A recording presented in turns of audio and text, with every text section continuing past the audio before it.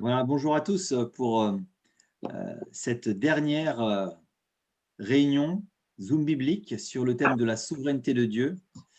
Et alors, tout à l'heure, Vadim, dans sa prière, disait remercier le Seigneur parce qu'il était avec nous par Zoom.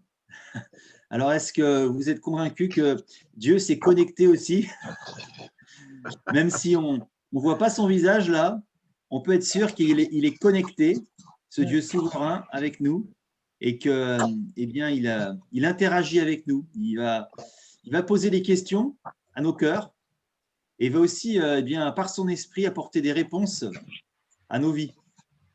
Et c'est avec cette assurance que nous voulons en fait commencer cette réflexion sur de synthèse sur la souveraineté de Dieu. Et on va en fait, chacun des intervenants sur ces 5 réunions, j'ai demandé qu'ils puissent faire une synthèse en 5 minutes avec un slide, donc 5 minutes, pour pouvoir en fait agréger ces différentes facettes de la souveraineté de Dieu qui s'éclairent entre elles et qui vont nous permettre, un petit peu à l'image, on parlait tout à l'heure avant de commencer, que tout le monde nous rejoigne, de cette idée que quand on a une image, vous savez, un grand puzzle, et qu'il manque quelques pièces du puzzle, eh bien, s'il manque trop de pièces du puzzle, on ne comprend plus rien. Mais Dieu a permis qu'il y ait suffisamment de pièces dans le puzzle pour nous conduire dans toute sa vérité. Et aujourd'hui, voilà, on propose de mettre 4 pièces du puzzle, à savoir la souveraineté de Dieu versus la prière, la souveraineté de Dieu versus la souffrance, le mal, la souveraineté de Dieu versus la révélation et la souveraineté de Dieu versus le salut. Voilà, 4 puzzles, morceaux de pièces de puzzle qui nous ont été donnés. Alors, il y a d'autres sujets, hein. Il y a certainement des pièces vides, du moins encore aujourd'hui, parce que dans notre réflexion personnelle à chacun, eh bien, Dieu, dans sa grâce, va peut-être nous donner de comprendre certaines choses, hein. En tout cas, tout est révélé et il nous appartient de comprendre, et c'est ce qu'on veut faire ensemble aujourd'hui. Alors, je vous propose de commencer avec cette synthèse que j'ai faite. J'ai essayé sur une slide en fait de mettre l'essentiel à la fois en points et à la fois en versets. Et donc j'ai retenu. Alors c'est extrêmement difficile comme exercice, hein, parce qu'on voudrait tout mettre. Et vous voyez, déjà j'ai écrit tout en tout petit, hein. Alors voilà les points essentiels que j'ai mis ici. Et puis après les versets qui sont le plus parlants pour moi. Alors ce que l'on a vu, c'est que en ce qui concerne la prière et la souveraineté de Dieu, c'est que Dieu n'a pas besoin de la prière des hommes, hein. Il est souverain. Donc, s'il avait besoin de la prière des hommes, il ne serait pas Dieu. Il n'a pas besoin de nous. En revanche, eh bien, Dieu veut cette prière. Pourquoi? Eh bien, tout simplement parce qu'on voit dans plusieurs passages qu'il la demande. Il demande de prier. Alors, on ne comprend pas, mais c'est un peu ce mystère. Il n'a pas besoin de la prière de l'homme et pourtant il la demande. Et quel était l'objectif de la prière? Eh bien, on a vu que la prière, eh bien, elle va toucher le cœur de Dieu et que Dieu se laisse toucher. Il aime qu'on le recherche de tout notre cœur et il nous fait cette promesse qu'il se laisserait trouver par ceux qui le cherchent. Nous le cherchons de tout notre cœur. Et là, on a peut-être quelques éléments de réponse. Pourquoi est-ce que, si Dieu n'a pas besoin de notre prière, lui qui est amour, eh bien, lui qui est amour tout ce qui le caractérise, eh bien, il veut développer cette relation d'amour, non pas seul, de manière autarcique, hein, c'est difficile de s'aimer soi-même tout seul. On a besoin d'un vis-à-vis et Dieu a créé ce vis-à-vis et voilà, cette prière, eh bien, est quelque part ce vis-à-vis qu'il peut faire avec l'homme. Alors, c'est vrai qu'on peut se poser la question, à quoi bon prier si Dieu, en fait, a répondu, a tout fixé déjà d'avance dès la fondation du monde. Et la proposition que l'on a faite, c'est que le Dieu souverain, eh bien, est capable de susciter des libertés authentiques. Alors, réfléchissons bien sur cette phrase, je vais la relire. Le Dieu souverain est capable de susciter des libertés, alors je dis des prières authentiques, hein. Qu'est-ce que ça veut dire authentique? Ça veut dire que c'est pas c'est pas une récitation, un poème. Quand je récite les fables de La Fontaine, eh bien, c'est pas ce qui sort de ma bouche, c'est pas quelque chose d'authentique. Je vais restituer un texte qui n'est pas le mien. Mais le mystère là, c'est que Dieu, ce Dieu souverain, est capable de susciter en nous une liberté qui va me permettre de faire sortir de ma bouche des prières qui me sont personnelles, qui me sont authentiques. Alors comment? C'est là la difficulté. Eh bien, les versets que je vais lire tout à l'heure nous montrent que le Saint-Esprit nous conduit à prier selon son cœur. Il nous conduit à prier selon son cœur. Et je vous propose de lire ces 3 versets. Le premier verset se trouve dans Philippiens 2, 13. Car c'est Dieu lui-même qui agit en vous pour produire à la fois le vouloir et le faire conformément à son projet plein d'amour. Ouais. Donc là, on voit que Dieu, bien par son esprit, produit quelque chose en nous, en respectant nos libertés, mais il va produire quelque chose en nous, dans notre cœur. Et ça, et ce qu'il produit, eh bien, c'est conforme à un projet plein d'amour. Et on comprend bien que l'amour ne vient pas nier la liberté. Vous aimez votre enfant, donc vous lui laissez cette liberté. Le deuxième verset, c'est 1 Corinthiens 6, verset 17. Mais celui qui s'unit au Seigneur devient, lui, un seul esprit avec lui. Mais celui qui s'unit au Seigneur devient, lui, un seul esprit avec lui. Alors, ce verset est vraiment central en ce qui concerne la volonté de Dieu et la prière, parce qu'on voit que dans notre communion à Dieu, par le Saint-Esprit, eh bien, il va y avoir une fusion, une convergence de nos volontés. La volonté de Dieu va devenir ma volonté. Et on a vu, lorsque nous avons médité en profondeur les différents textes, eh bien que la prière des hommes changeait. Que dans ce bras de fer, dans cette lutte qu'il pouvait y avoir avec Dieu parfois, dans nos prières, qu'on ne comprend pas, mais dans cette lutte, dans ce bras de fer qu'il y a parfois, dans la souffrance, Dieu nous amène eh bien, à accepter sa volonté, non pas de force, mais où c'est notre volonté qui capitule. Nous admettons, nous capitulons devant Dieu. Et au final, ce n'est pas Dieu qui gagne, mais c'est nous qui gagnons. Nous nous souvenons dans Jacob, dans sa lutte avec l'ange de l'Éternel, au final, dans cette lutte, avec cet ange glorieux, puissant, et ce vieillard, Jacob était un vieillard, il avait 114 ans, que nous dit le texte? Il nous dit que c'est Jacob qui triomphe de ce combat. Donc, au final, nous ne capitulons pas devant, nous ne perdons pas dans ce combat de la prière, mais nous convergeons ensemble, grâce à l'amour de Dieu, nous convergeons ensemble dans sa volonté, grâce à son esprit qui ne vient pas nous asservir, mais qui nous donne de prier de manière authentique.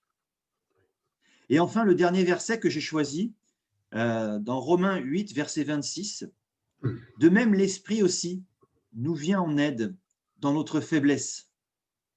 En effet, nous ne savons pas ce qu'il convient de demander dans nos prières, mais l'Esprit lui-même intercède pour nous par des soupirs que les mots ne peuvent exprimer. Et je vais juste demander, est-ce qu'il y a une personne qui voudrait relire ce verset lentement? Ce verset de Romains 8. L'Esprit aussi nous vient en aide dans notre... Juste un petit peu, on t'entend pas très bien, Laetitia. Vous m'entendez? Avec le casque, est-ce que ça va mieux? Voilà, c'est très bien là. Là, vous m'entendez bien? Oui, super. D'accord. De même, l'Esprit aussi nous vient en aide dans notre faiblesse. En effet, nous ne savons pas ce qu'il convient de demander dans nos prières, mais l'Esprit lui-même intercède pour nous par des soupirs que les mots ne peuvent exprimer. Amen. Et ce que je trouve fabuleux dans ce verset, c'est que dans sa souveraineté, Dieu vient nous montrer nos limites, mais il vient nous montrer aussi sa souveraineté, sa toute-puissance. Et il nous dit, mon enfant, ensemble, nous allons faire équipe. Je vous donne une arme puissante qui est la prière. Et eh bien, vous savez que quand vous priez, parfois vous sentez, vous sentez que comment prier quand on voit devant nous une montagne, comment prier devant tant de défis, comment prier aussi pour des personnes qui sont dans la souffrance et nous ne sommes pas à leur place. Eh bien, Dieu nous donne, par son esprit, quelque chose de surnaturel. Il vient nous donner l'assistance de son esprit qui va non pas nous priver de notre liberté, mais nous aider, nous donner quelque chose de plus. Il va nous donner de comprendre son cœur pour la personne. Il va nous donner de prier avec précision, avec dans l'esprit aussi, parfois avec mystère, pour que sa volonté se fasse. Et ça, c'est l'intercession, hein, donc c'est prier pour. Et il va permettre que, par notre prière, eh bien, la volonté de Dieu eh bien, puisse se réaliser dans la vie de nos frères, de nos sœurs, même si nous n'avons pas tous les éléments en main. Voilà ce que je voulais partager en vous. Je ne sais pas si j'ai pris plus ou moins de 5 minutes, mais c'était ma synthèse. Je vous propose quelques petites questions. Maintenant, on va laisser la place aux questions. Je peux ajouter quelque chose, Anne? Oui, bien sûr. C'est intéressant, il y a l'illustration d'une vérité, c'est que la prière, la première chose que Dieu fait dans la prière, c'est qu'il nous transforme. Et l'illustration de cette vérité se trouve dans l'histoire de Jacob. Dans la lutte, il est reparti avec une hanche, il boitait. Donc, il y a eu quelque chose qui a changé en lui. C'est vrai. Ouais.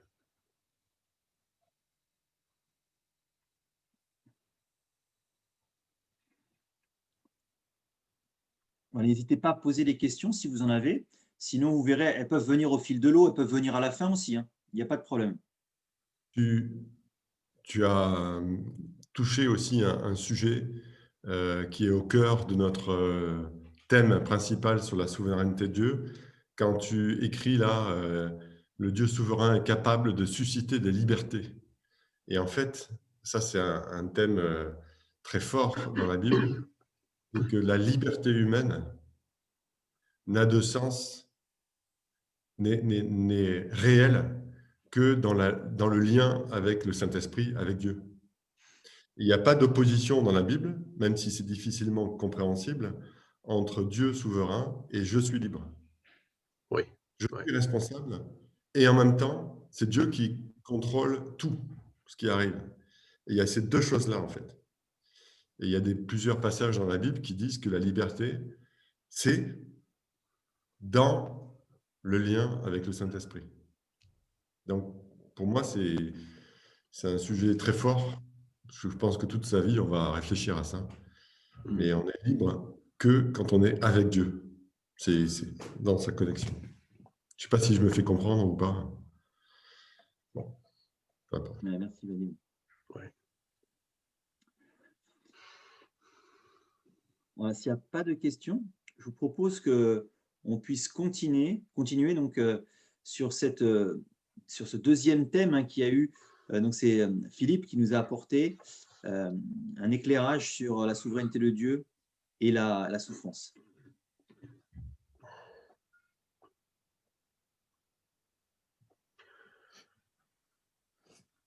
Alors, la souveraineté de Dieu et la souffrance, je lis d'abord un verset de 1 Pierre. La souffrance fait partie du plan éternel de Dieu. Donc ça, c'est pas dans le verset. Mais écoutez bien, je cite le verset. Non, il a fallu que le Christ, tel un agneau pur et sans défaut, verse son sang précieux en sacrifice pour nous. Dès avant la création du monde, Dieu l'avait choisi pour cela. Et il apparut dans ces derniers temps qui sont les derniers pour agir en notre faveur. Et ce que nous croyons, c'est l'application. Ce n'est pas seulement quelque chose que nous croyons, mais c'est l'application de cette vérité dans notre vie. Et la question que j'ai posée au début de cette série, c'est qu'est-ce que Dieu veut confronter et changer en nous au travers de ce que nous sommes en train de voir? Depuis le commencement de cette série sur la souveraineté de Dieu. Alors, la souffrance, c'est perdre contrôle. C'est le problème. Nous voulons à tout prix être au contrôle de ce qui se passe, mais un Dieu souverain dérange notre orgueil qui voudrait dire « non, je suis le maître de ma destinée ». Et c'est le problème de la souffrance, souvent, et la réaction que nous, les hommes et femmes, nous avons vis-à-vis de la souffrance. Mais d'abord, une question, quelle est notre vision de Dieu? Quelle est notre vision du monde? Est-ce que nous avons une vision du monde centrée sur l'homme ou sur Dieu? Une vision chrétienne du monde est centrée sur Dieu et non sur l'homme. Et si l'Écriture se préoccupe du bonheur humain, il est surtout question du bonheur éternel, même si cela s'incline devant le caractère de Dieu révélé, éternellement exalté, et dont on jouira pleinement dans les âges à venir. Paul écrit dans Éphésiens 2, 6 et 7, « Il nous a ressuscités ensemble, il nous a fait asseoir ensemble dans les lieux célestes en Jésus-Christ, afin de montrer dans les siècles à venir l'infinie richesse de sa grâce par sa bonté envers nous en Jésus-Christ. » Et regardez ces quelques mots. L'infinie richesse de sa grâce par sa bonté envers nous en Jésus-Christ. Dans la vision du monde que nous devons avoir en tant que disciples de Jésus-Christ, une vision basée sur qui Dieu est, ce que Dieu est en train de faire, ce qu'il est en train d'accomplir, et sa volonté. Dieu nous assure qu'un jour il supprimera la souffrance, la douleur et la tristesse. Mais il le fera comme une conséquence de son dessein suprême pour nous. Le dessein suprême de Dieu pour nous, frères et sœurs, c'est que l'Éternel sera ta lumière éternelle et ton Dieu sera ta gloire. Alors, un point de vue du monde centré sur Dieu, ce serait venir à considérer le but de l'univers comme la gloire de Dieu à long terme, plutôt que notre bonheur humain à court terme. Nous connaîtrons alors un changement de paradigme critique dans la manière d'aborder le problème du mal et de la souffrance. Alors, je continue avec une illustration de la souffrance et de la souveraineté de Dieu et la relation entre les deux. Et alors, je sors ça de l'histoire de Joseph dans l'Ancien Testament. Dans l'histoire de Joseph, c'est la Genèse de 37 jusqu'à 50. Lisez-le, vous allez beaucoup apprendre sur vous, sur ce que Dieu est en train de faire à l'intérieur de vous. On pense que Joseph a été vendu en esclavage par ses frères, ça c'est dans le chapitre 37-38, quand il avait 17 ans. Et on ne sait pas exactement à quel âge il est sorti de son périple entre l'esclavage, la maison de Potiphar, la prison. On ne sait pas combien d'années se sont déroulées. Mais pendant ces années, il y avait la souffrance de Joseph, ce qui se passait à l'intérieur de lui à tous les moments, l'injustice qu'il a vécue, l'injustice d'être vendu comme esclave, l'injustice d'être envoyé en Égypte au loin de son père, de sa famille, l'injustice d'être accusé par Potiphar, par la femme de Potiphar. Quand il a résisté à la tentation, il a bien agi, il a résisté à la tentation de coucher avec la femme de son maître, et il a souffert, il a été envoyé en prison. L'injustice, encore une fois, et l'injustice des années de la prison, on sait que c'est plus de 2 ans au moins en prison, on ne sait pas. Mais quel paysage mental par lequel est passé Joseph pendant ces années de souffrance et d'incompréhension? Et alors, on peut, je pense, entrevoir ce qui s'est passé à l'intérieur de Joseph par son dénouement à la fin de l'histoire, où Joseph a compris le pourquoi. Mais vous savez, pendant toutes les années que Joseph a souffert, il n'a pas compris pourquoi. La souveraineté de Dieu, c'était d'envoyer quelqu'un en Égypte pour sauver l'Égypte, mais surtout pour sauver Israël, c'est-à-dire Jacob et ses 12 fils et les 70 personnes de leur maison, le futur et à venir, la nation d'Israël. Donc pendant toutes ces années, Dieu était en train d'œuvrer, de travailler, de préparer. Et c'était là le mystère pour Joseph. Il était dans la souffrance, il ne savait pas pourquoi. C'était injuste, il ne savait pas pourquoi. Mais à la fin de l'histoire, quand Joseph est pour la première fois dit à ses frères qui il est, Joseph 50, 19 et 20, Joseph leur dit, soyez sans crainte. Suis-je à la place de Dieu? Il reconnaît, c'est Dieu qui a fait tout ça. Vous aviez médité de me faire du mal. Ses frères voulaient qu'il disparaisse. Ses frères voulaient qu'il ne soit plus là.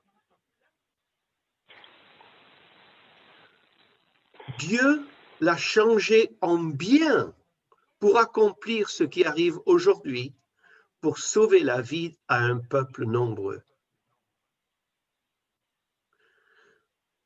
Joseph a eu la bénédiction d'avoir le dénouement de son histoire sur la terre et de comprendre ce que Dieu était en train de faire pendant ces années de souffrance. C'est là qu'on voit Dieu, bien avant, il avait prévu que cet homme, Joseph, allait souffrir, qu'il allait être une figure christique, une figure de Christ dans l'Ancien Testament, et qu'il allait être, par sa position et par la place que Dieu lui a donnée, sauver la vie d'un peuple nombreux, c'est-à-dire le futur peuple d'Israël. Donc on voit comment un homme et sa famille a vécu justement le plan de Dieu. Mais je vous dirais, la majorité du temps, ils ne comprenaient pas ce que Dieu était en train de faire. Et nous allons avoir souvent des cas comme ça, frères et sœurs. Alors, je lis dans Jacques, donc chapitre 1, verset 2. Mes frères et sœurs, considérez-vous comme très heureux quand vous avez à passer par toutes sortes d'épreuves. Car vous le savez, si votre foi résiste à l'épreuve, celle-ci produit la persévérance. Mais veillez à ce que votre persévérance tienne bon jusqu'au bout, afin que vous soyez parfaits sans défaut et qu'il ne vous manque rien. Et alors, pour terminer, je vous lis une citation de Jürgen Moltmann, un théologien allemand, qui est toujours vivant d'ailleurs.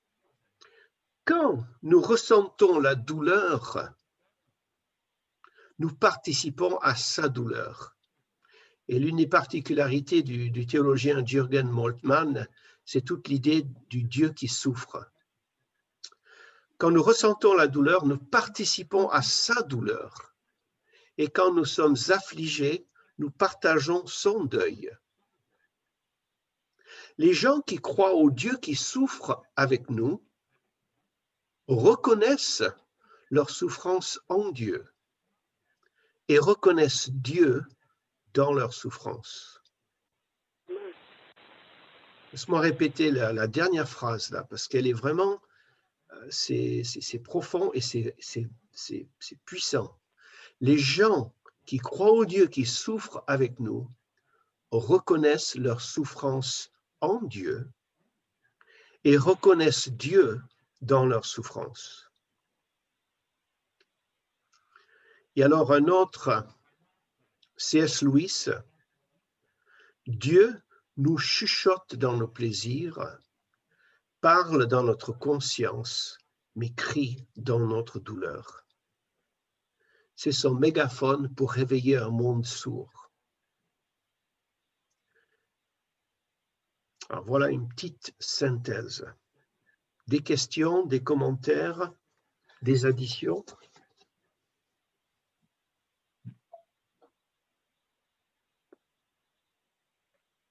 Moi, ça me fait penser au bouddhisme, où justement, on ne croit pas, nous, en un Dieu qui se révèle en un Bouddha, qui efface la souffrance, qui l'ignore complètement. Oui, oui. Non. On en croit en un Dieu qui est en relation avec nous dans notre souffrance. Oui. Et à l'affect. On parlait de cœur tout à l'heure, Stéphane parlait de cœur, le cœur de Dieu est affecté, touché par nos prières, ben c'est en ça qu'on croit. Oui.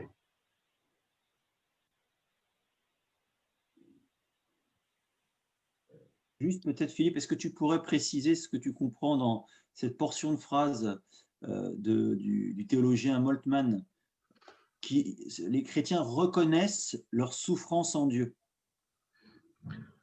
Qu'est-ce que ça veut dire? C'est-à-dire,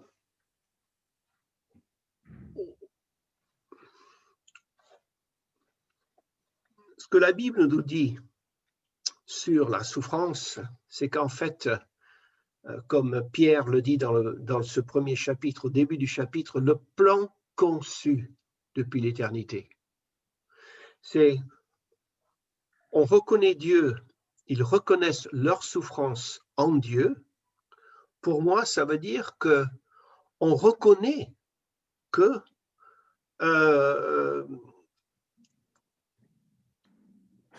notre souffrance, on la vit comme une partie du plan de Dieu, de l'intention de Dieu. Jacques qui dit ne vous inquiétez pas des épreuves, c'est en train de purifier, c'est en train de vous transformer, de vous changer. Souvenez-vous de cette idée d'un point de vue, une vision du monde centrée sur Dieu et non sur nous. Dieu est en train de nous transformer et de nous préparer pour son monde à lui, pour son éternité. Donc, reconnaissent leur souffrance en Dieu, c'est-à-dire, Paul parle même de l'idée de compléter la souffrance du Christ dans notre vécu. Et ensuite, ils reconnaissent Dieu dans leur souffrance.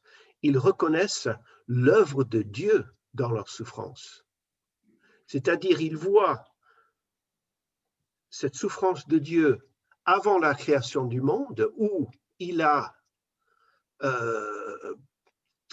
avant la création du monde, il avait choisi Jésus pour être ce sacrifice pour réconcilier. Et on s'identifie à ça, mais on reconnaît Dieu dans notre souffrance parce qu'on commence à voir ce que Dieu est en train de faire en nous pour nous changer. Et comme Pierre parle de cette idée de l'or qui est en train d'être purifié.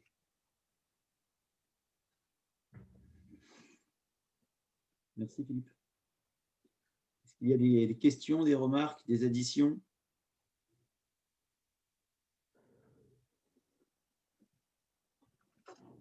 Elles viendront peut-être par la suite.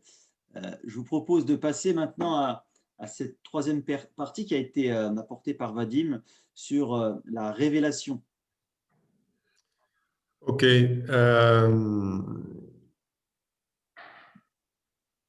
Je suis en train de lire un bouquin sur la théologie de l'Ancien Testament, donc ça m'a influencé là. Le Dieu des Égyptiens, des Akkadiens, des Babyloniens, des Assyriens, toutes les religions du Moyen-Orient ancien, c'est passionnant, comparé à la religion des Israélites, en quoi ils croyaient. Alors vous allez peut-être vous poser la question, qu'est-ce qu'on s'en fiche? C'était il y a 4-5 000 ans, ça ne nous concerne pas. Mais en fait, plus je regarde la foi, la religion de ces gens-là, plus je me dis, en fait, c'est très actuel. C'est pour ça que j'en parle. Ce n'est pas pour faire l'érudit qui va vous parler de le Moyen-Orient et tout ce qui se passait il y a des milliers d'années. C'est parce qu'en fait, on n'a pas trop changé. Et je pense qu'il y a beaucoup de gens qui, sans s'en rendre compte, ont une religion païenne. Et on peut être aussi, nous, tentés d'avoir une vision de Dieu qui n'est pas celle de la Bible. Quand on pense à Dieu, quand les gens se disent agnostiques et qui disent ouais, peut-être qu'il y a un Dieu, peut-être qu'ils pensent un peu comme les Égyptiens qui adoraient le Dieu soleil, un peu le Dieu des dieux.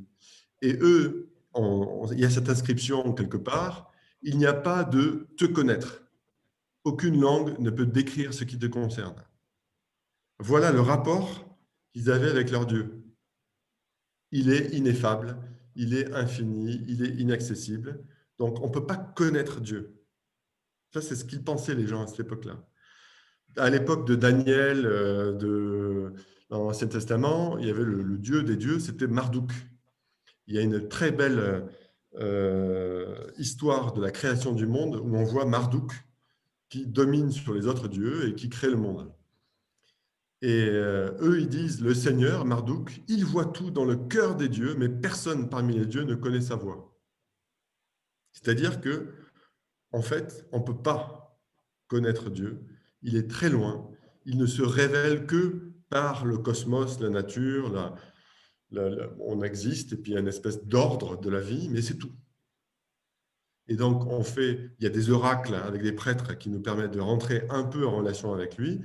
Et si on est bien performant dans les rituels, eh ben, on n'aura pas d'orage, on aura des récoltes suffisantes, on aura beaucoup d'enfants, etc., etc. Donc ça, c'était les religions archaïques de l'époque. Mais en fait, aujourd'hui, c'est pareil. Moi, je me suis dit, mais moi aussi, je pourrais penser comme ça. Je pourrais prier un Dieu qui est, comme je suis très pieux, je me dis que Dieu est très loin et très puissant, et donc, je n'oserais pas dire que je peux connaître Dieu, sinon ce serait présomptueux de ma part. Eh ben, les gens pensaient ça à l'époque, de manière très sincère. Eh ben, le côté droit du slide, c'est le Dieu de la Bible, c'est tout l'inverse.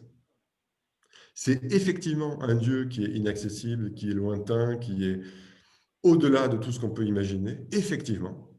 Mais, et là, il y a plein de textes bibliques, et à chaque fois, on insiste, hein, il y a des centaines. Hein. C'est vraiment, la Bible, ça parle d'un Dieu qui se révèle. Jérémie, chapitre 24, verset 7, c'est Dieu qui parle, selon Jérémie.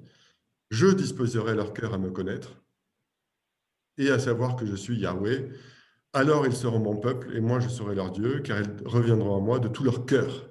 J'aimais bien ce passage parce qu'il y a à la fois, c'est Dieu qui est souverain, donc c'est moi qui suscite la possibilité de l'être humain à connaître Dieu. C'est moi, Dieu, qui ouvre. C'est un peu comme le passage qu'a lu Stéphane tout à l'heure. Le Saint-Esprit lui-même prie à notre place Dieu pour nous.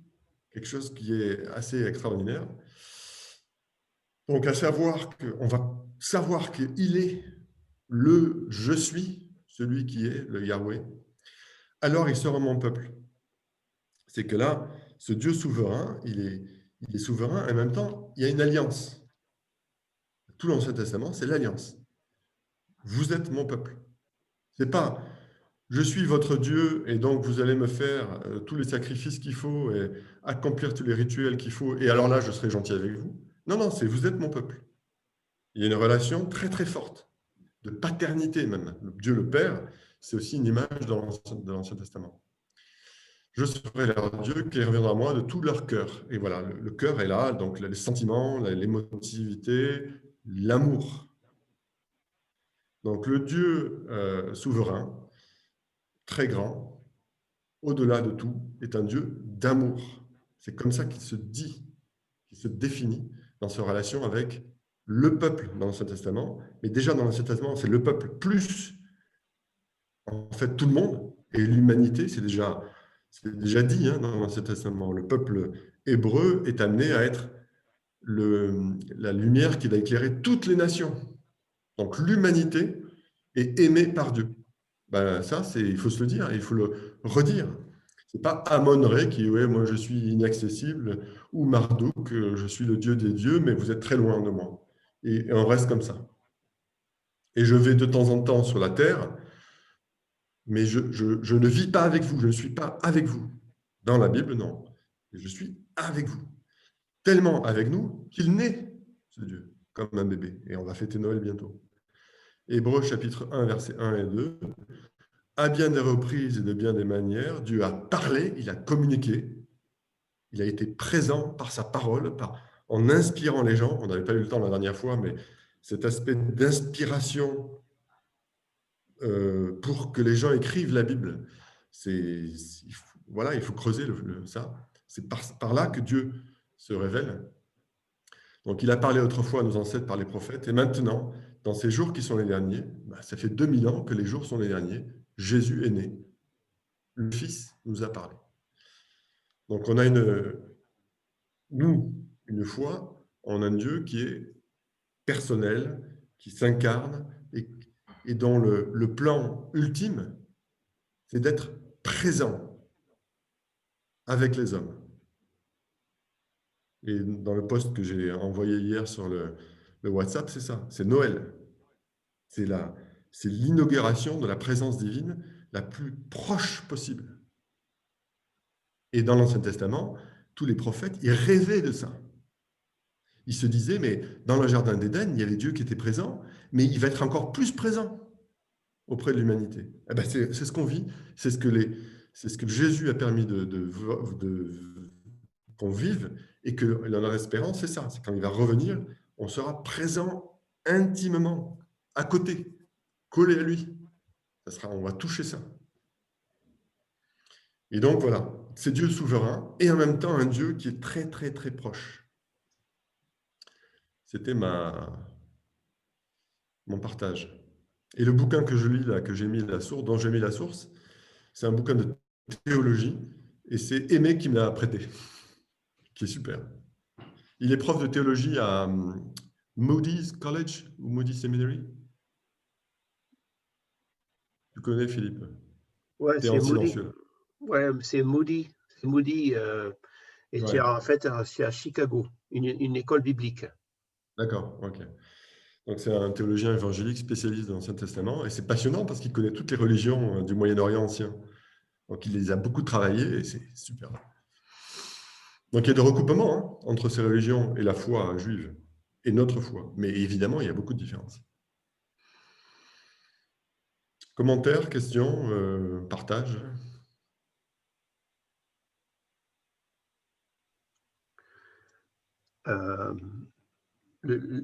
les deux derniers versets que tu as lus dans Hébreux 1 et 2, c'est intéressant dans le grec que quand il est question de prophète, c'est comme si en grec, Dieu disait, il parle un langage, il parle prophète. Il n'y a pas d'article. Ah oui. Et c'est pareil quand on arrive à la fin du verset, mais dans les jours qui sont derniers, il parle fils. C'est comme si, dans le grec, c'est impliqué, il a changé de langage, il a changé la manière qu'il parle au peuple. Là, il y avait un langage prophète avant, et maintenant c'est le langage fils.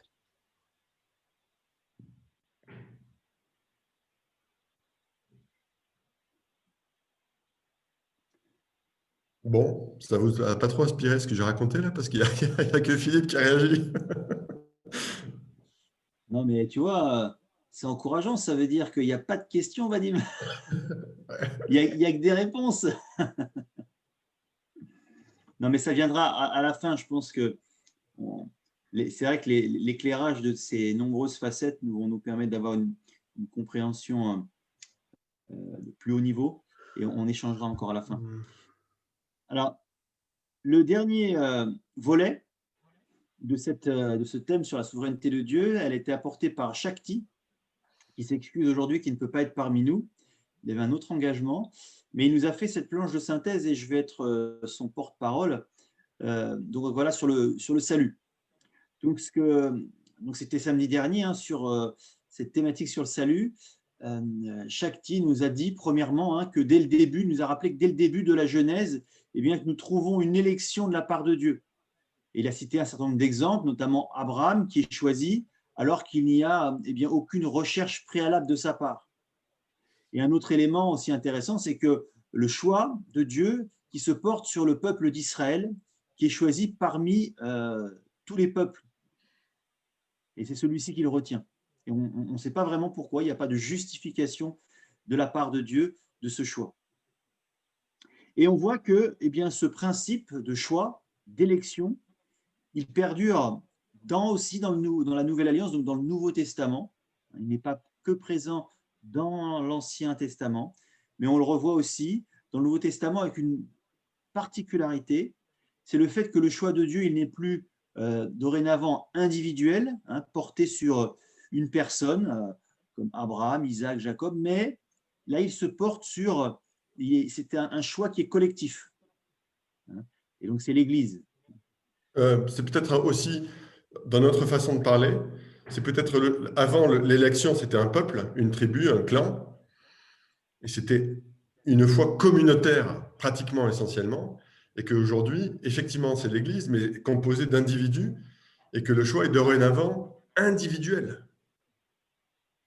Et d'abord individuel. Et ce sont ces individus personnellement, individuellement, qui se mettent ensemble dans l'Église. Mais Dieu, il prend des gens, il dit à des gens qui vont faire l'Église. Mais peut-être pour moi. Hein. Je crois que la phrase qu'il dit… Des pierres vivantes, hein, qui forment l'Église. Hein, et il nous a choisis en tant que pierres vivantes pour édifier son peuple en l'Église. Et donc, il nous a rappelé, donc là, on est rentré dans le détail, on a médité chacun de ces versets, les bases bibliques dans le Nouveau Testament, qui sont là, qu'on ne va pas relire, mais vous les aurez lorsqu'on vous enverra ce PowerPoint, dans Actes, dans Romains, dans Éphésiens, dans Pierre, dans Apocalypse. Et de manière concrète, ce que nous voyons, c'est que nous avons tous besoin de Dieu, et que l'action de Dieu, c'est par son esprit, c'est qu'elle produise en nous une œuvre de repentance, une œuvre de conversion. Et que cela, ça ne va pas se faire par la persuasion, comme le dit Paul. Ce n'est pas avec des arguments que nous allons pouvoir convaincre une personne qui va l'amener à la repentance, qui va l'amener à la conversion à Christ. Mais il y a besoin d'une œuvre de l'esprit. Et il n'y a pas de conversion possible sans cela. Et il y a un bel exemple, hein, en Acte 16 avec Lydie qui voilà, avait un cœur qui aimait Dieu, mais malgré cela, eh bien, elle a eu besoin d'une action du Saint-Esprit pour connaître cette nouvelle naissance. Alors, le fait que Dieu nous a choisis souverainement, eh bien, ce qui était proposé, c'est que c'était en fait un réconfort pour nous. Pourquoi? Parce que, au final, notre salut dépend entièrement de lui. Et ce que nous rappelait Shakti, c'est que si notre salut pouvait dépendre de nos forces, pouvait dépendre de quelque chose qui ne serait pas entre les mains de Dieu, eh bien, on pourrait s'inquiéter et jamais avoir cette assurance du salut, puisque ce salut resterait faillible. Mais s'il dépend uniquement de Dieu, par sa grâce, et nous saisissons son salut, j'aime cette citation qui dit que le salut était tellement, son prix était tellement infini. Alors, c'est l'idée que le salut a un prix infini. Et Dieu est tellement riche qu'il n'allait pas nous le vendre. Nous étions tellement pauvres que nous ne pouvions l'acheter. Alors, il nous l'a donné gratuitement. Et c'est en cela que, eh bien, Dieu nous jette une corde que nous devons saisir, et c'est ce qui traduit sa miséricorde. Il jette une corde du haut de son ciel parce que nous ne pouvons construire une échelle suffisamment haute pour le rejoindre. C'est lui qui, dans son amour, dans sa miséricorde, nous jette une corde que nous saisissons. Et en cela, eh bien, ce salut, il est gratuit. Il ne dépend pas de nous parce que l'échelle, elle sera forcément trop petite pour monter jusqu'au ciel. Mais son amour, il est infini et il s'est manifesté en Jésus-Christ. Et nous n'avons que par la foi, eh bien, à saisir cette corde. Voilà. Le fait que Dieu a élu d'avance des personnes, eh bien, parce qu'après, c'est vrai qu'on veut se dire, bon, si Dieu a choisi des hommes et des femmes, bon, bah, ok, à quoi bon sert d'évangéliser? Et ce qui nous a rappelé, c'est que le fait que Dieu a élu d'avance des personnes ne nous dispense pas de faire connaître l'évangile et de prier pour les croyants. Bien au contraire, et on peut s'appuyer sur l'exemple de Paul, qui dit qu'il supporte tout et ne ménage pas ses efforts pour que les élus parviennent à la foi. Et ça, c'est ce qu'on peut lire dans 2 Timothée 2,10. Que les élus parviennent à la foi. Et c'est notre mandat que nous puissions prêcher la parole, parce que Dieu, nous sommes collaborateurs avec Dieu, et bien pour la prédication de sa parole, afin que tous puissent connaître bien, cette bonne nouvelle en Jésus-Christ. Voilà pour cette synthèse sur le salut. Merci à Shakti. S'il y a des questions, des remarques, des additions.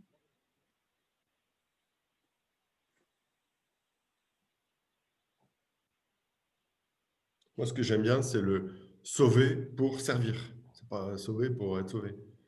C'est de manière concrète, nous voyons que nous avons besoin de Dieu, produise une œuvre de nous pour qu'on se convertisse déjà, pour qu'on se repente, et puis pour aller vers les autres. Voilà. Oui.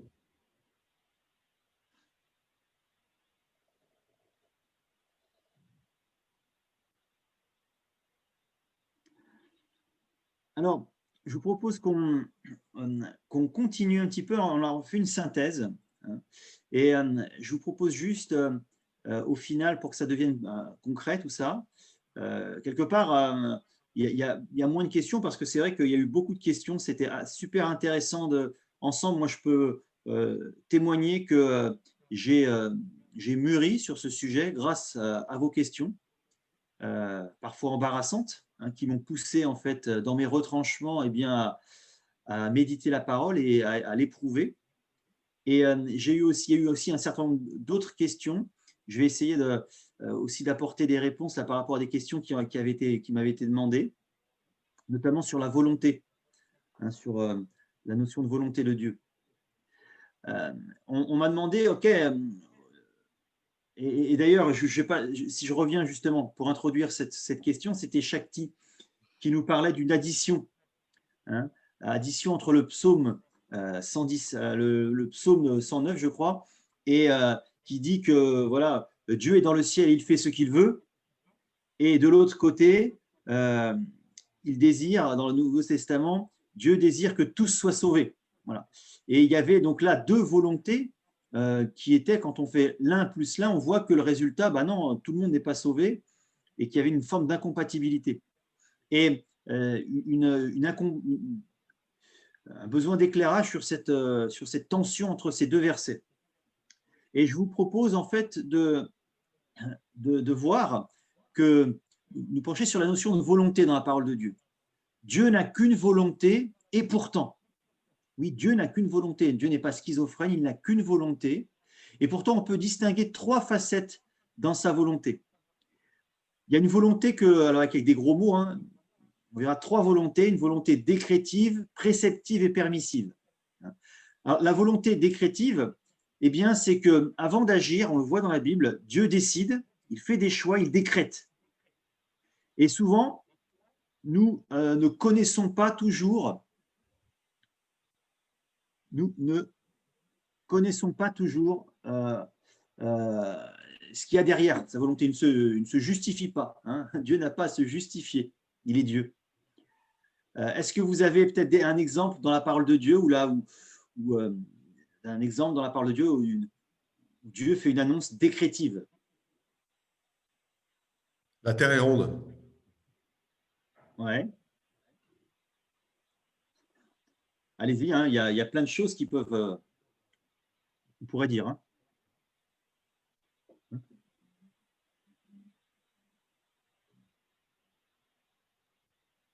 J'ai pas bien compris la question, Stéphane. Est-ce que tu comprends cette notion de volonté décrétive? Quand on dit que la définition, c'est que Dieu, avant d'agir, décide, fait des choix et décrète. Et il y a des passages comme ça dans la parole de Dieu où Dieu proclame, décrète, il dit, il annonce ce qu'il a sur son cœur. Il dit voilà. Et là, parfois, il argumente, il dit ce qui le pousse à cette décision. Et parfois, il ne le fait pas. On ne comprend pas, mais c'est comme ça, il décrète. Si je vous parle de déluge, par exemple, avec Noé. Oui, avant Noé. Voilà. Il a décrété de retirer tout le monde. Ouais. Et après, il se repent. Vous voyez ? Il dit qu'il ne recommencera pas. Donc là, on voit qu'il y a une volonté où il y a Dieu décide de manière souveraine, il fait des choix prévus depuis la fondation du monde, et il décrète. Voilà. Est-ce que c'est plus clair pour vous, là, cette notion de volonté? On va voir la nuance qu'il y a entre ces trois volontés qui vont nous permettre de comprendre beaucoup de choses. Moi, j'ai dit la Terre est ronde juste pour dire les lois naturelles. L'attraction terrestre, si je lâche une pierre, elle tombe. Mais ça, c'est un décret divin. C'est lui qui a fait la nature comme ça. Ouais. Ou bien le choix par Dieu d'Abraham, un choix tout à fait pourquoi, on ne sait pas pourquoi, mais il a choisi Abraham. Il l'a appelé à sortir et à aller à Haran. Voilà, à Haran. Oui, c'est Haran. Tout à fait. Et alors là, dans ce cas, il n'y a aucune justification. Voilà, c'est Dieu qui décrète, il fait un choix sur Abraham, on ne sait pas pourquoi. Voilà. Quand Dieu choisit David, alors je crois que c'est Dan qui a prêché dimanche dernier sur David. Il était un homme selon son cœur. Là, il y a ça a touché le cœur David a touché le cœur de Dieu. Là, il y a quelque part une argumentation, mais ce n'est pas toujours le cas. Et oui. Oui, c'est Virginie. Juste un point. Après, peut-être c'est hors sujet, je ne sais pas trop, mais j'ai l'impression qu'il manque une forme de volonté aussi. C'est celle qui, justement, dans le déluge, quand Noé lui dit « fais pas ça », et faut sauver des gens, etc. Et du coup, il modifie un peu sa décision, Dieu. Ou alors c'est ce que j'en ai compris. Peut-être j'ai compris de travers. Mais du coup, j'ai le sentiment que la volonté de Dieu aussi, elle est répondante aussi à des prières à des moments et à des demandes des hommes.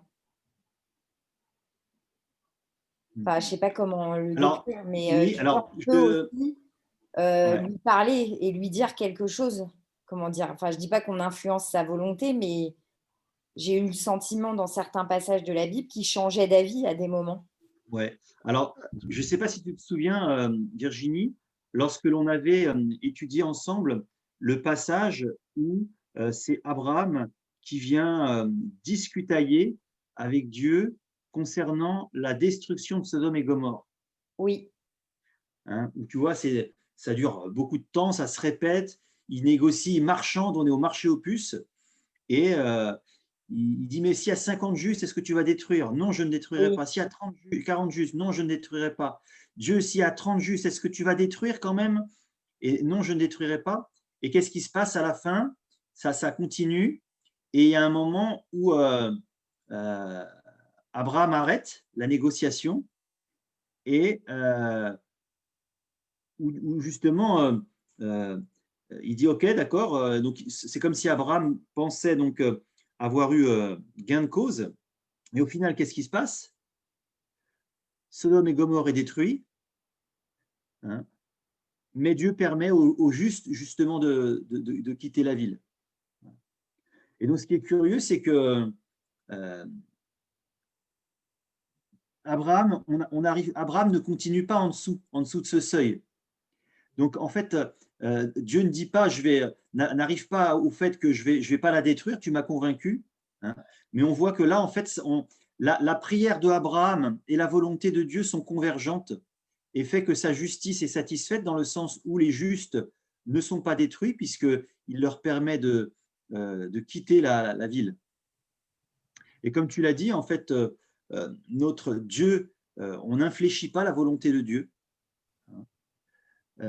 Mais par son esprit, dans notre prière, eh bien, il nous fait, par son esprit, converger dans sa volonté. Lorsqu'une prière se réalise, eh bien, c'est qu'il y a convergence entre notre volonté et sa volonté, et il nous a amenés dans une prière authentique, dans une liberté authentique de notre part, il nous a amenés eh bien, à accoucher de sa volonté, parfois dans un combat, comme on l'a vu avec Jacob. Est-ce que ça répond? Oui, oui, oui. Alors, on voit ça aussi, par exemple, dans la relation avec Moïse et Dieu. Pendant tout le temps où le peuple d'Israël désobéissait à Dieu et où Moïse a commencé à intercéder. Quand Dieu a dit « je vais les détruire » et il commence à intercéder, on se pose la question « mais pourquoi ?» En fait, ce que Dieu a fait, il a changé au travers de ce que Moïse a vécu. Dieu voulait amener Moïse à changer lui-même et à devenir comme Dieu, ce Dieu qui intercède, ce Dieu qui veut le bien. Et on voit ça même dans l'exemple que Stéphane a donné avec Abraham. Qu'est-ce que Dieu veut? Il veut amener Abraham à le connaître et à entrer dans qui il est lui. Et en fait, le Dieu que nous avons, c'est un Dieu qui intercède. En fait, l'Épître aux Hébreux, chapitre 1, versets 2 et 3, nous parle que nous avons aujourd'hui quelqu'un qui intercède pour nous à tous les moments, depuis sa résurrection, il est sur le trône en train d'intercéder pour nous. Donc, Dieu se sert de ces histoires avec Moïse pour nous enseigner, pour nous permettre à comprendre ce que Dieu est en train de faire à l'intérieur de Moïse ou à l'intérieur d'Abraham ou d'autres qui ont plaidé et intercédé pour d'autres.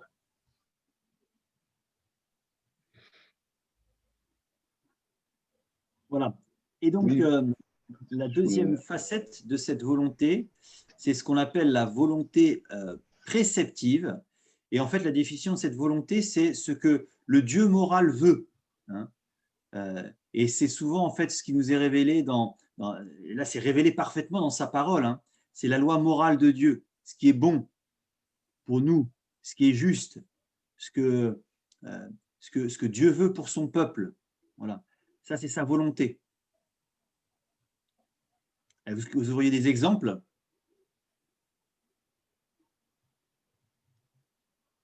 D'exemples, il y a une à foison, hein, d'exemples de ce que Dieu veut dans sa loi morale.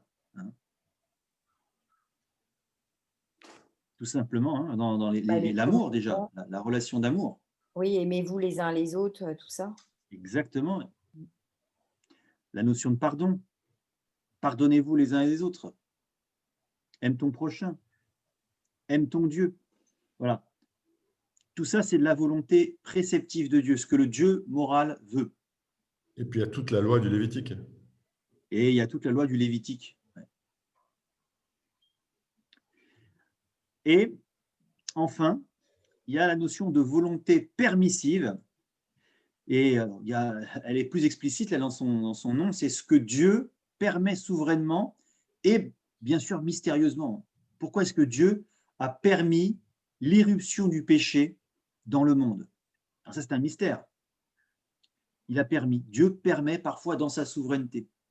Non pas qu'il est vaincu par le diable, non pas qu'il est dominé et dépassé par le mal, mais il permet. C'est la notion permissive et c'est aussi parfois ce qui permet dans nos vies,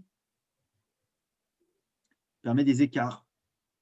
C'est la question que je voulais poser. En fait, on a souvent des questions sans réponse. En fait, on n'a pas de réponse et on ne comprend pas parce que bon, c'est la volonté de Dieu. Comme on a dit tout à l'heure, si on comprenait tout de Dieu, Dieu ne serait pas Dieu. Mais on reste quand même si je vous dis pourquoi, je vais rester sans réponse parce qu'on reste des êtres humains quand même. Donc, pourquoi si Dieu, la question c'était pourquoi si Dieu savait d'avance ce qui allait arriver, pourquoi pas en fait faire en sorte qu'on soit sauvé directement et pas vivre cette vie qu'on a, cette histoire, pas avoir cette histoire qu'on a sur terre. Pourquoi pas y aller directement avec Dieu au paradis, je veux dire, d'avoir une vie sainte au lieu de passer par le feu, passer par le péché. Et pourquoi avoir cette expérience qui reste gravée dans nos mémoires et je pense que ça, c'est quelque chose ce qu'on vit là sur Terre, ce sera quelque chose qu'on n'oubliera jamais. Et ce sera des blessures. Enfin, je dis ça entre parenthèses, la parole de Dieu dit qu'il essuiera toute larme de leurs yeux et il va nous faire oublier en fait toutes nos blessures, tous nos chagrins sur terre, voilà, tout ce qu'on a vécu. Mais je ne pense pas qu'on va oublier ce qu'on a vécu. Mais pourquoi pas vivre directement avec lui et passer par là en fait. C'était ça sa question, ça reste sans réponse. C'est la volonté de Dieu, mais après peut-être qu'on le saura plus tard. Est-ce qu'il y a quelqu'un qui a une réponse à donner à Sylvie? Je ne crois pas. On passe tous par là. Et pourquoi pas être directement avec Dieu et en tant qu'enfant obéissant, sans péché. Est-ce qu'il n'a pas... Pardon. Il n'y a pas de souci. On va revenir à la case départ. On va dire que oui, Dieu voulait qu'on soit sans péché. Il a mis Adam et Ève sur terre pour qu'on vive tranquillement sans péché dans le petit paradis. Mais voilà, on a choisi de faire autrement, désobéir Dieu. Mais, merci. Alors, Sylvie, je crois qu'il y avait des gens qui voulaient te répondre. Même ça, Dieu, je pense qu'il pouvait dévier parce que rien n'est impossible à Dieu. Qui voulait répondre à Sylvie? Est-ce qu'il n'a pas prévu des enseignements pour nous? Est-ce que justement, au lieu de nous faire passer par une certaine facilité, il n'a pas prévu un parcours d'enseignement pour nous sur la terre avant qu'on accède justement à la vie éternelle? Est-ce que ça fait partie d'un parcours qui est prévu comme dans l'éducation? Dans l'éducation en règle générale, les parents prévoient un parcours, puisqu'on le dit qu'il est notre Père. Est-ce que ce passage sur Terre, c'est un parcours qu'il a prévu pour nous, un parcours initiatique, entre guillemets, avec des bonnes choses et des souffrances? Et ça voudrait dire que le mal et la souffrance, c'est une nécessité fondamentale. Or, la Bible, elle ne dit pas ça. C'est une possibilité, l'irruption du mal, mais ce n'est pas une nécessité. Adam et Ève ont été créés bons, la terre était bonne, il n'y avait rien de mal, il n'y avait pas une nécessité de passer par le mal, la souffrance et tous ces problèmes dont tu parlais, Sylvie. C'était pas... Bon, c'est un mystère. Hein. Est-ce que quelqu'un aura pas d'autres écrit éléments de réponse? d'avance. Allô? Oui, c'est Virginie, oui. Virginie. Au risque de choquer, moi personnellement, je me dis, mais ça, c'est qu'une réflexion personnelle, hein, bien sûr, à chaque fois. Mais telle que je suis faite, comment expliquer ça? Si j'avais pas des souffrances à certains moments, je crois que j'arriverais pas à arriver dans l'humilité. Ouais. Et si je suis pas dans l'humilité, je peux pas être en lien avec Dieu. Mais ça bien n'est sûr. que mon expérience d'aujourd'hui parce que moi, personnellement, après, chacun est fait comme il est fait, mais moi, je sais que j'ai un bon ego. Et pour le limer, celui-là, il faut y aller. Hein. Et parfois, ça passe par des murs, sinon je comprends pas. Donc, disons que je dis pas que la souffrance est une nécessité, mais en ce qui me concerne, parfois, elle est salvatrice. C'est ça que je veux dire. Je dis pas que, je sais pas comment expliquer ça. Je dis pas que c'est génial de souffrir. Hein. C'est pas dans ce sens, mais c'est salvateur. C'est ce que je pensais, Virginie, quand je parlais de parcours initiatique, en fait, effectivement. C'est pour tirer des enseignements, c'est ces petites choses qui disséminent à travers nos vies pour effectivement qu'on en tire des enseignements et qu'ils se révèlent encore plus à nous, quoi. C'est ça. On apprend de nos échecs, hein, c'est certain. Hein. Oui, en fait, je voulais intervenir par rapport à la nécessité du mal. Salut Antoine. Salut. J'étais caché. Je pense qu'on peut tirer du verset qu'avait présenté Philippe là, sur le plan de salut, en fait, dans 1 Pierre 1, verset 19 à 20, que dès avant la création du monde, en fait, Dieu avait choisi Jésus, en fait, pour souffrir et pour être notre sacrifice. Et du coup, en fait, je pense qu'on peut dire quelque part que le mal était nécessaire dans le plan de salut, en fait. Dans le plan de salut parce que Dieu a choisi ce plan-là pour nous sauver et pour révéler sa gloire au maximum. Ça, c'est ce que beaucoup de théologiens disent, en fait. Que le but ultime de Dieu, c'est de révéler sa gloire au maximum. Et il l'a fait en choisissant de nous sauver par la croix. Et du coup, ça fait que Dieu, il a pas choisi de nous sauver directement sans passer par la souffrance lui-même. Et c'est son choix qui compte, en fait. C'est ce qu'il a décrété qui est important. Et pas tellement ce qu'on voudrait qu'il fasse, en fait. Parce que nous, on voudrait être épargnés de la souffrance, mais Dieu a prévu, en fait, de passer lui-même, de faire passer son Fils par la souffrance et de souffrir lui-même de la mort de son Fils pour nous sauver et pour révéler son amour et sa gloire au maximum. Et à mon avis, c'est la réponse, en fait, par rapport... c'est une des réponses possibles qu'on peut donner par rapport au mal et à la souffrance. C'est que ce plan-là est meilleur, même s'il il incorpore la souffrance, il est meilleur que le plan qui ne ferait pas souffrir et qui ferait que Adam et Ève n'auraient jamais péché et qu'ils auraient des enfants et voilà. Quelque part, ce plan-là est meilleur. même s'il incorpore la souffrance. Enfin, ça, c'est ce que beaucoup de théologiens disent au niveau du mal et de la souffrance, quoi, et de la souveraineté de Dieu. Et je pense que c'est, pardon, je pense que c'est pour connaître la limite de l'amour de Dieu, en fait, jusqu'où il peut y aller pour l'être humain, en fait. Il est allé jusqu'à la mort, et ça veut dire que l'amour de Dieu n'a pas de limite pour l'humain, pour l'être humain, en fait. Bah, je pense que si on serait né directement en tant que des enfants de Dieu humbles et saints, sans passer par le péché, sans passer par la souffrance, je pense qu'on n'aurait pas connu l'amour de Dieu comme on a connu, qu'on ne l'aurait pas vécu, en fait. On n'aurait pas connu cette expérience, en fait.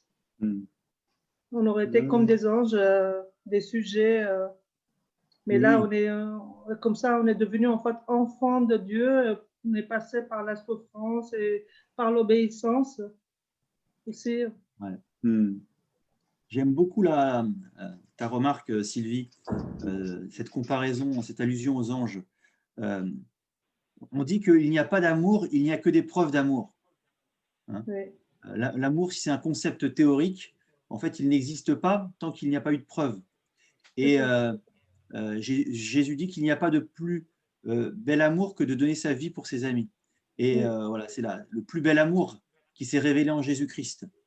Et l'expression de son amour, elle est là, elle est dans le sacrifice. Et en effet, hein, je ne sais pas si vous connaissez le jeu du Monopoly. Dans le jeu au Monopoly, il y a la case prison. Oui. Et Vadim disait, mais on n'était pas obligé de passer par la case prison, hein, on aurait pu directement aller. Et ben, il a plu à Dieu bien, que dans ce Monopoly, on passe par la case prison. Et pourquoi Dieu l'a permis? Eh bien, c'est comme l'a dit aussi Antoine, c'est pour qu'il puisse révéler sa puissance. Hein.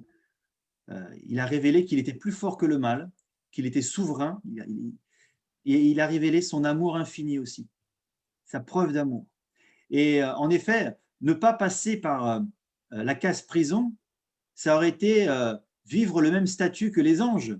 Les anges connaissent, alors ils plongent leur regard, il y a aussi une part d'énigme chez les anges, mais disons que c'est à une portée limitée ce que je dis, mais c'est juste pour, nous sommes au-dessus des anges, hein, en termes nous avons un privilège, hein, nous sommes en tant qu'enfants de Dieu, et le fait d'expérimenter son amour, hein, eh bien, nous place au-dessus des anges parce que nous sommes au bénéfice du sacrifice de Jésus-Christ. Même si nous avons expérimenté la chute, le mal, eh bien, on est au-dessus des anges parce que, eh bien, on a pu avoir ce témoignage de son amour, cette manifestation de son amour. Et quand il parle des anges, il parle en tant que serviteurs. Et nous, les humains, nous ne sommes plus des serviteurs, nous sommes des enfants de Dieu. Oui. Est-ce qu'il y a d'autres remarques, questions? Je vous lis dans Éphésiens chapitre 3, versets 9 et 10. Donc, c'est l'apôtre Paul qui parle. La fin du verset 8 dit que Dieu a fait cette grâce d'annoncer aux non-juifs les richesses insondables du Christ et de mettre en pleine lumière pour tout homme la façon dont Dieu mène ce plan à sa complète réalisation. Ce plan, le Dieu qui a créé toutes choses l'avait tenu caché en lui-même de toute éternité. Par cette mise en lumière, les autorités et les puissances dans le monde céleste peuvent connaître, par le moyen de l'Église, les aspects infiniment variés de sa sagesse. Et Dieu a choisi, au travers de l'Église, au travers de ce qu'il a permis d'arriver, le péché, la souffrance, mais de ce qu'il avait conçu et préparé d'avance, avant qu'il ne crée l'homme, son Fils allait donner sa vie pour ces hommes.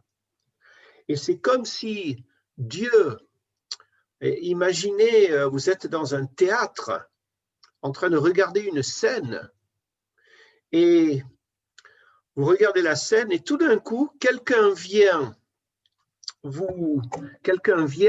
et retire le rideau et vous voyez tout ce qui se passe derrière la scène. Vous voyez tous les autres acteurs, vous voyez les cordes qui sont là pour tirer les scènes et tout ça. Vous voyez tout ce qui est derrière le rideau, tout ce qui est caché. Et c'est ce que Dieu a fait. Et c'est ce qu'il dit ici. Par cette mise en lumière, c'est-à-dire quand Dieu a ouvert le rideau, les autorités, les puissances dans le monde céleste peuvent connaître par le moyen de l'Église, nous, les fidèles, les aspects infiniment variés de sa sagesse. Et au travers de l'Église, Dieu apporte et dit et proclame sa sagesse, qui est, Paul dit, les aspects infiniment, alors là, accrochez-vous, infiniment variés de sa grâce, de sa sagesse, infiniment variés de sa sagesse. La sagesse de Dieu, c'était la folie de l'homme, c'est Paul qui le dit. Un homme mourir sur la croix pour sauver d'autres. Le Fils de Dieu, mourir sur la croix, c'est de la faiblesse, dit l'islam. Mais Dieu, dans sa sagesse infiniment variée, il a dit, voilà comment est ma sagesse, et je suis en train de la révéler au monde spirituel au travers de vous.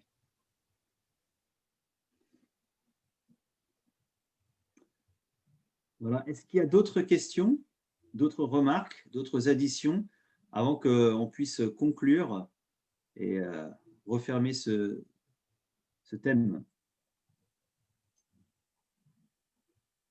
Juste une addition peut-être.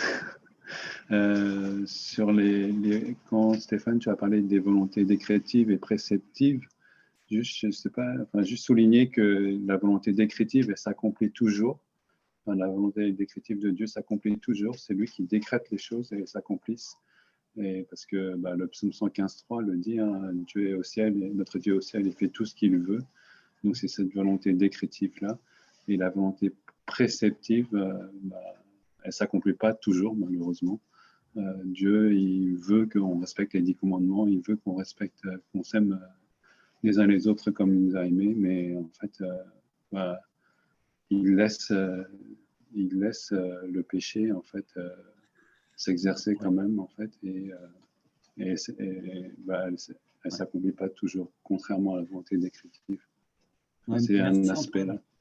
Merci Antoine d'avoir précisé ça, et ce qui explique en fait la tension qu'il y avait entre ces deux passages dans l'addition de Shakti, ouais. entre le psaume 109 et 115 là que tu as rappelé, 115. Et puis donc, le fait que Dieu veut que tous soient sauvés, c'est sa volonté morale en effet.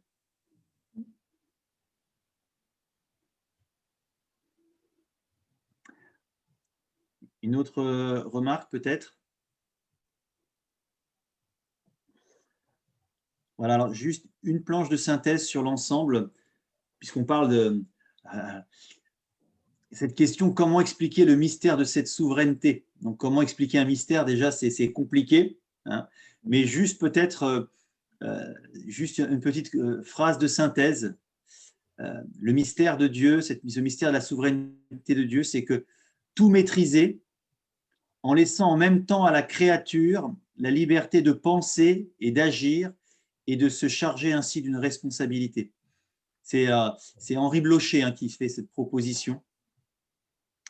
C'est Henri Blocher qui fait cette proposition pour expliquer un peu ce mystère opaque, mais qui peut nous aider en termes de puzzle, à observer, à contempler quelque chose de cohérent, quelque chose qui fait sens pour nous, pour notre foi, pour nous permettre d'avancer dans notre foi.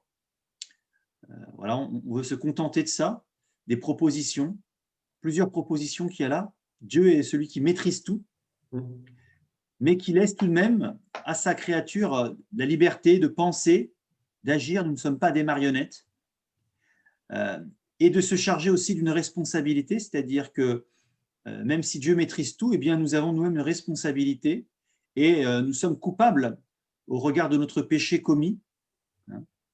Voilà, donc c'est ces propositions qui sont en tension, mais que, eh bien, je pense que ces différentes méditations que nous avons faites au travers de ces différentes facettes nous permettent de mieux appréhender aujourd'hui. Super phrase. Pour moi, elle résume vraiment bien. Ouais, c'est vrai, hein. Vraiment bien. Bonne trouvaille.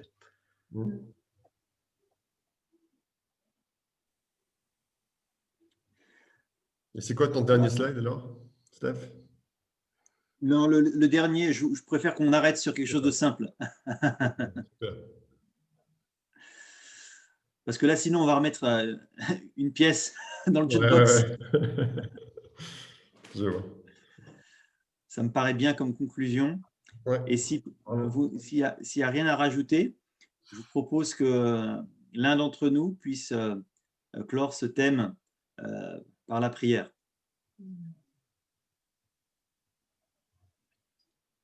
Est-ce que quelqu'un aurait à cœur de prier? Virginie Orato, aurais-tu à cœur de prier, s'il te plaît?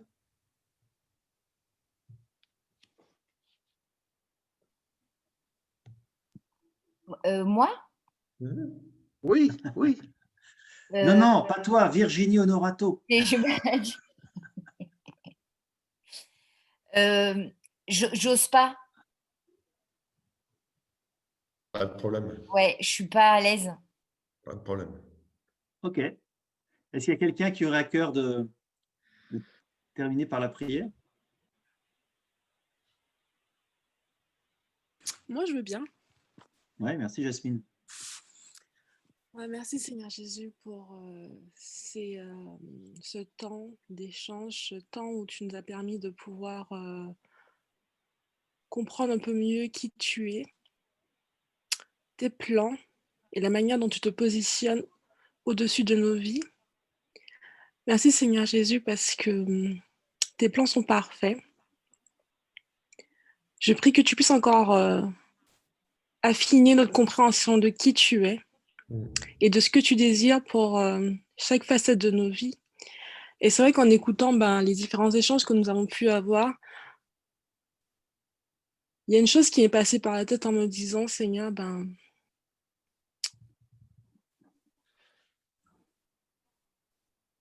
tu es au-dessus de toutes choses. Et à quel point nous ne maîtrisons pas les éléments, Seigneur Jésus, les circonstances par lesquelles nous passons. Bien souvent, nous voulons nous faire nous-mêmes Dieu, alors que tu es Dieu.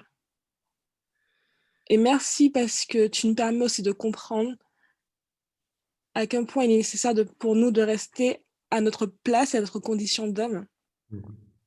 Parce que nous sommes limités, alors que toi, tu es infiniment illimité, Seigneur Jésus. Ouais, merci pour ce temps. Ces différentes semaines de sessions, nous avons pu approfondir, échanger, partager nos interrogations. Et tout n'a pas encore été répondu, mais je crois, Seigneur mon Dieu, que tu te révèles petit à petit à nous et au fur et à mesure. Alors que nous puissions encore continuer à chercher ta face. Amen. Amen. Amen. Voilà, on peut couper la vidéo. Merci Philippe. Là, si tu peux nous envoyer le lien après.